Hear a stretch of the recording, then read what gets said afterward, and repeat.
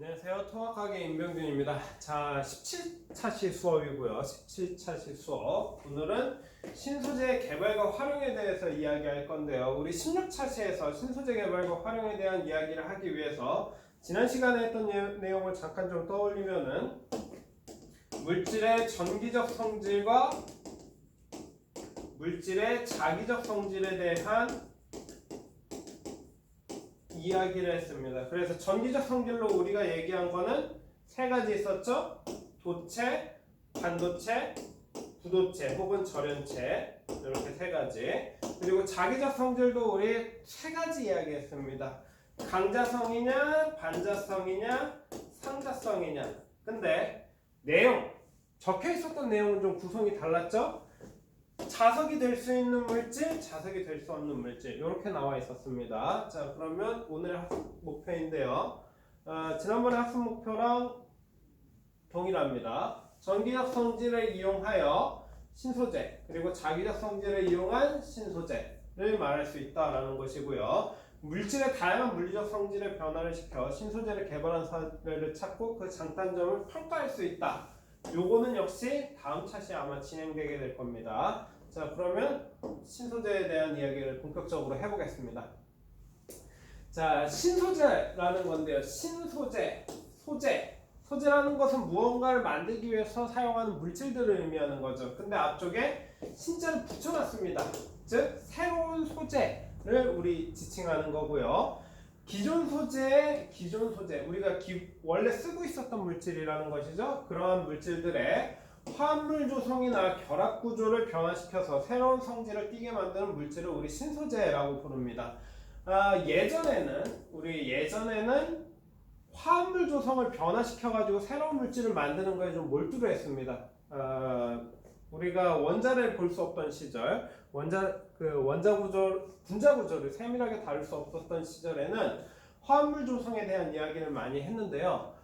최근에 나오는 신소재들은 이쪽을 주로 선호합니다. 결합 구조를 변경시켜가지고 물질의 특성을 새롭게 부여하는 이런 일들을 하고 있다라고 보면 될 것 같습니다.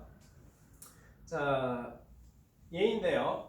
화합물 조성을 변화시켜 만든 신소재는 P형 반도체, N형 반도체, 반도체 얘기 엄청나게 많이 들어봤죠. 반도체, 발광 다이오드, 고온 초전도체 이런 것들입니다. 이 중에서 이 반도체라고 하는 것은 우리 이미 오래전부터 사용해 왔던 겁니다. 수십 년 된 물질들인데요. 왜 아직도 신소재에 있는지 모르겠지만 얘는 현재 열심히 개발 중인 물질입니다. 고온 초전도체.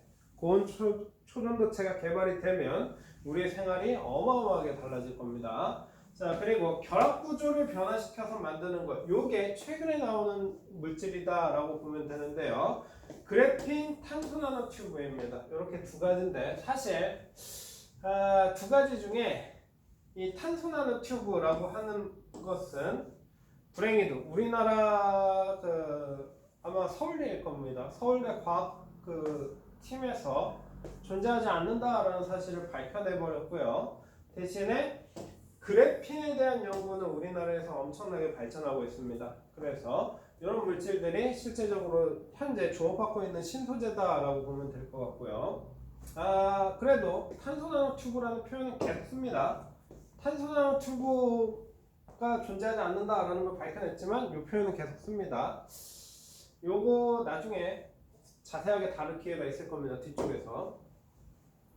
자, 그러면 일단 도체, 절연체, 반도체 얘를 각각 두 가지 이상 쓰시오라고 했는데요. 찾아보십시오. 도체는 전류가 잘 흐르는 물질, 절연체는 전류가 잘 흐르지 않는 물질, 반도체라고 하는 것은 전류가 애매하게 흐르는 물질이다 라고 얘기했었죠. 그래서 대표적인 금속들이 있었습니다. 뭐 불이라든가 금 이런 것들. 전류를 제일 잘 흘려주는 물질은 금입니다. 금. 물론 더 잘 흘려주는 물질도 있습니다. 초전도체라고 불리우는. 그리고 절연체로 우리 사용하는 것들이 있었죠. 고무라든가 나무라든가 이런 물질들. 이런 것들. 그리고 반도체로 사용하는 것들이 우리 규소라든가 아니면 점화듐 아니면 탄소 있었습니다. 이런 것들로 이루어진 물질들이라고 생각하면 될 것 같고요. 자, 액정입니다. 액정. 왜 액정이 제일 먼저 등장하는지 모르겠지만 어쨌든 액정이 제일 먼저 등장합니다. 액정. 우리 액정이라는 표현보다 훨씬 친근한 표현은 뭐냐면 LC입니다.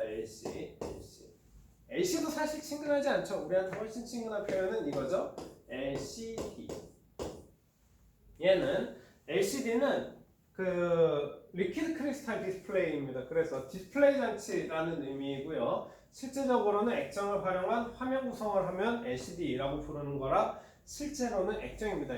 액정은 굉장히 중요한 특성이 있는데요. 이 액정 같은 경우에는 고체 결정의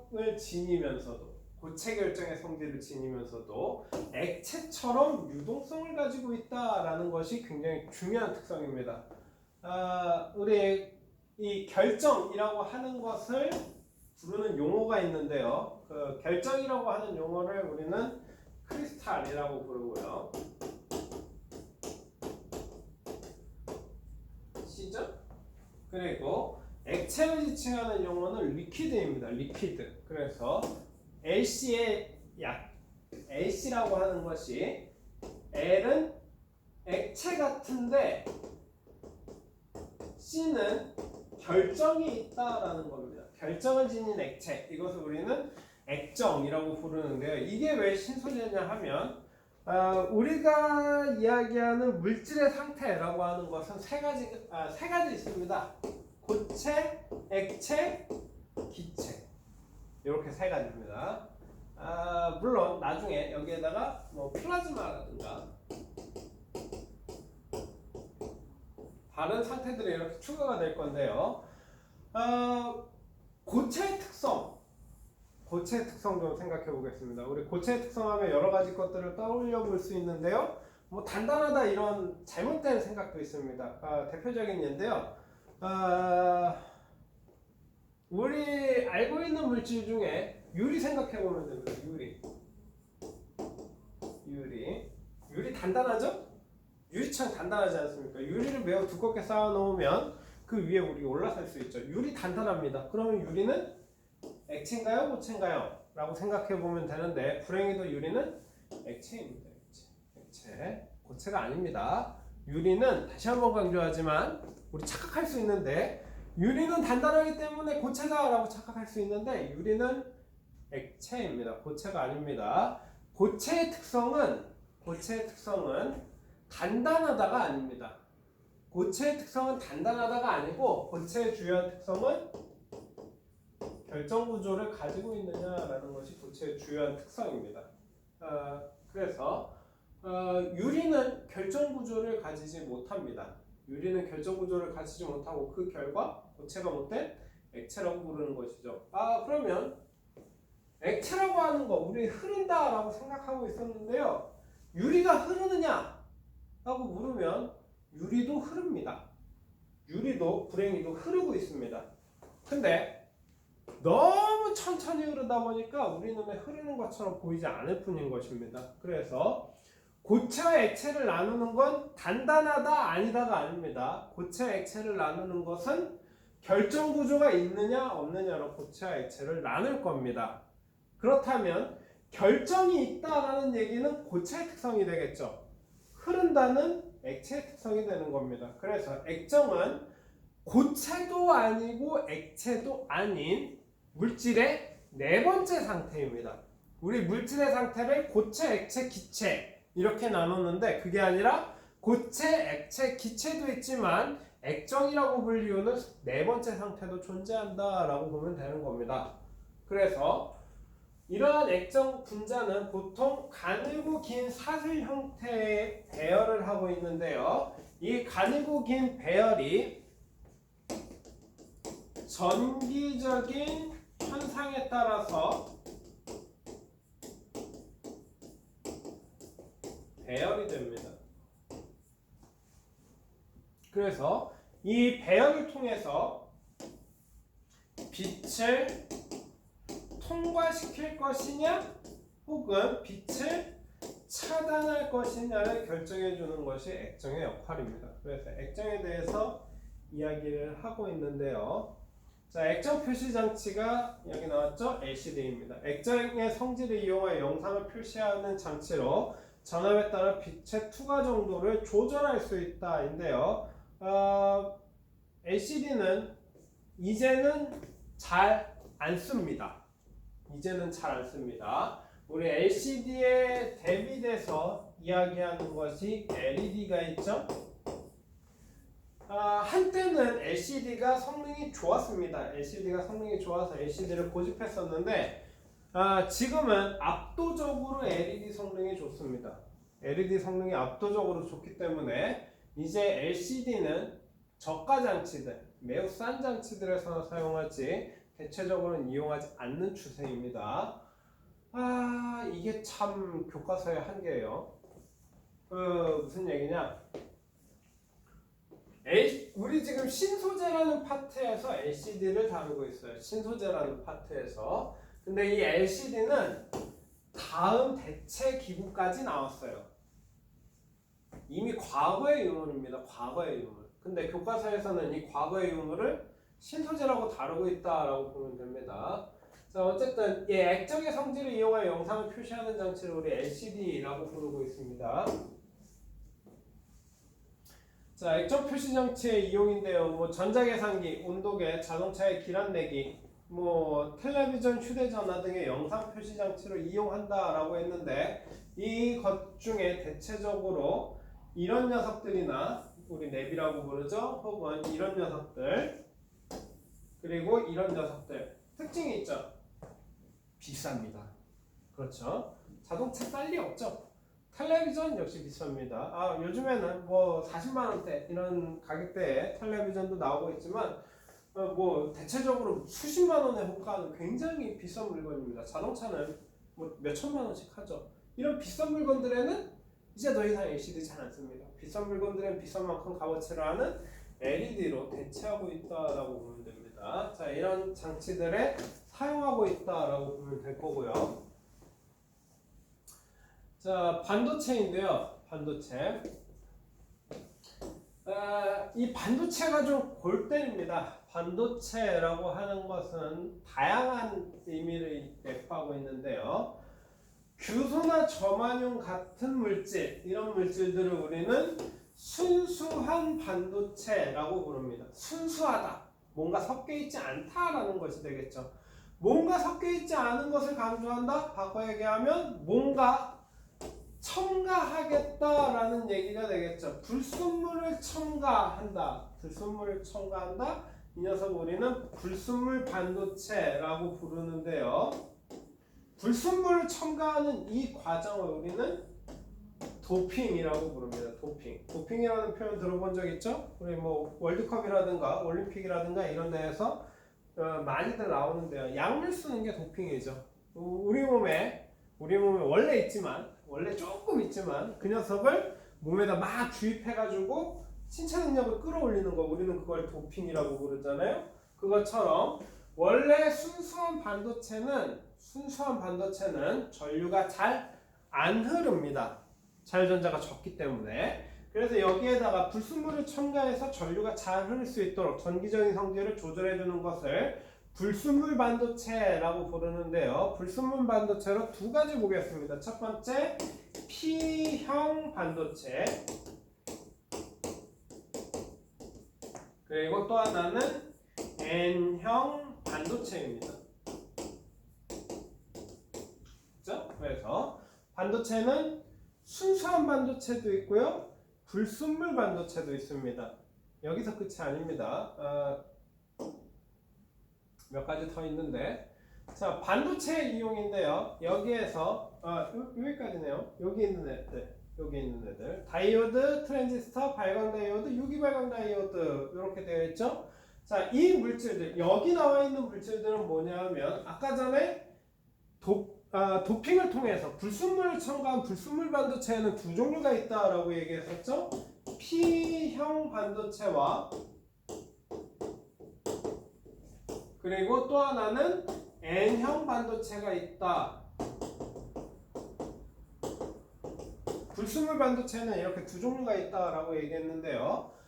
여기 있는 반도체의 이용이라고 하는 것은 이 P형 반도체와 N형 반도체를 함께 이용하는 겁니다. 함께 이용. 그래서 두 가지를 연결하면 P형과 N형을 이렇게 붙여가지고 두 가지를 연결하면 그 녀석을 우리는 다이오드라고 부르고요. 다이오드. 다이오드 여기 보면 여기도 다이오드 있고 여기도 다이오드 있죠. 뭐냐? 같은 녀석입니다. 같은 녀석. 같은 녀석인데 이 P형과 N형의 도핑 정도를 조절해서 특성을 다르게 만든 것입니다. 자, 그리고 트랜지스터라는 녀석이 있는데요. 트랜지스터는 다이오드는 두 개 붙인다라고 얘기했었죠? 그러면 하나 더 붙일 수 있겠죠? 이렇게 PNP나 아니면 NPN 세 개 붙이면 그 녀석을 우리는 트랜지스터라고 부르는 겁니다. 그래서 반도체 이용 예로서 다이오드 그리고 트랜지스터, 발광 다이오드, 유기 발광 다이오드 이런 식으로 들 수 있는데요. 이 다이오드에는 중요한 특성이 있습니다. 바로 정류작용. 전류를 한쪽으로만 정렬하는 겁니다. 그래서 전류의 방향을 일정하게 유지시켜주는 장치가 있고요. 트랜지스터는 스위치라든가 혹은 증폭작용을 합니다. 스위치 작용, 증폭작용. 이 중에서 우리에게 직접적으로 혜택을 주는 건 바로 이 스위치 작용입니다. 스위치 작용. 이 스위치를 껐다 켰다를 반복함으로 해서 무언가를 처리하고 그 처리하는 것을 이용해서 우리가 즐거움을 얻는 것, 우리가 잘 사용하는 것 바로 컴퓨터의 핵심 원리다라고 생각하면 됩니다. 핸드폰이나 컴퓨터의 핵심 원리가 이 반도체를 활용한 트랜지스터에 있다라고 생각하면 됩니다. 그런 의미에서 반도체도 신소재로 보기엔 좀 애매합니다. 이미 개발된 지 수십 년이 지나서 잘 쓰고 있는 물질이기 때문에요. 자, 발광 다이오드인데요. 발광 다이오드. 전류가 흐를 때 빛을 내는 다이오드를 발광 다이오드라고 한다라고 되어 있습니다. 발광. 광자는 빛이죠? 빛을 내는 다이오드다라는 의미입니다. 되게 웃기죠? 한자어랑 영어랑 섞여 있는 굉장히 재밌는 단어입니다. 자, 전류가 흐를 때 빛을 내는 것을 발광 다이오드라고 부르고요. 발광 다이오드는 최외각 전자가 3개인 원소 그리고 최외각 전자가 5개인 원소를 결합시켜서 만든다? 틀렸습니다. 이 표현 잘못된 겁니다. 우리 아까 전에 다시 앞으로 돌아갈게요. 여기 있네요. 불순물을 첨가하면 전류가 잘 흐르게 되는 것을 불순물 반도체라고 부른다라고 얘기했잖아요. 그 녀석에 두 종류가 있다라고 했습니다. P형이냐 N형이냐. 불순물을 첨가하는 겁니다. 순수 반도체에다가 불순물을 첨가하는 개념입니다. 이거 이해해야 됩니다. 이 P형 반도체나 N형 반도체는 불순물만 존재하는 게 아니에요. 순수한 물질이 있고 그 순수한 물질에다가 불순물을 집어넣는 형태입니다. 그래서 이 불순물에 따라서 종류를 나눠볼 수 있는데요. 그게 이겁니다. 자, 최외각 전자가 3개의 원소, 갈륨 인둥을 집어넣으면 우리는 이 녀석을 P형 반도체라고 부르고요. 최외각 전자가 5개의 원소, 인, 비소 등을 첨가하면 이 녀석을 우리는 N형 반도체라고 부르는데요. 이 물질들은 첨가물입니다. 첨가물. 불순물이라는 얘기죠. 불순물. 그래서 실제적으로는 최외각 전자가 3개인 원소를 불순물로 첨가한 반도체와 최외각 전자가 5개의 원소인 인, 비소 등을 첨가한 반도체를 결합시켜서 만드는 겁니다. 요건 직접적으로 이렇게 표현하면 안 됩니다. 인륨하고 인하고 붙인다라고 해서 다이오드가 되지 않습니다. 얘네들을 갈륨이나 비소를 붙인다라고 해서 역시 다이오드가 되지 않습니다. 이 녀석들을 우리 순수한 반도체 있었죠?